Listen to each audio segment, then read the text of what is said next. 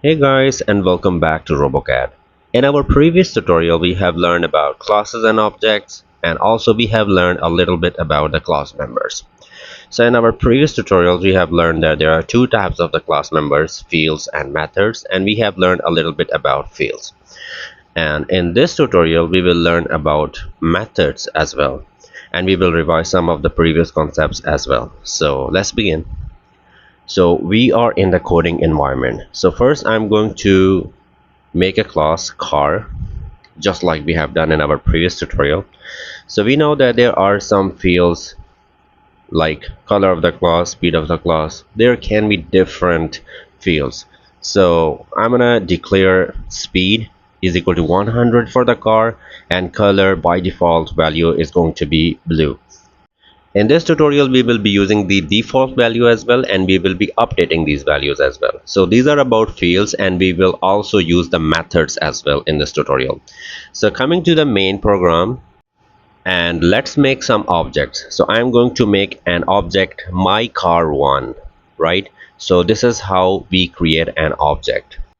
I have created the object myCar1, and now I want to display the value of speed. So I am writing myCar1.color, and here we are seeing the error because we have to make these fields as public, because we are using these fields in some other class. So let's print the values of speed and color. So if I run this program, I will be able to see the value of speed and color. So these are blue and 100. The color is blue, speed is 100, right? So this is how we can print these values, and I'm writing here the comment objects, and here the comment I'm displaying the values of the fields, right? So this is very much we have learned in our previous tutorial. And also we can create multiple objects for the same class. For example, my car 2, and now I'm going to change the default values. For now I have the default value speed is equal to 100 and color is equal to blue. For car 2 I'm going to change the color from blue to red, and also I'm going to change the speed as well. So the speed is going to be 120. Now since I have changed the default values for my car 2, so I'm going to print the values for my car 2, and as you can see these values have been updated. So that's how we can change the default values. And now let's come to the methods. So I'm going to create a method to display the value of the fields, right?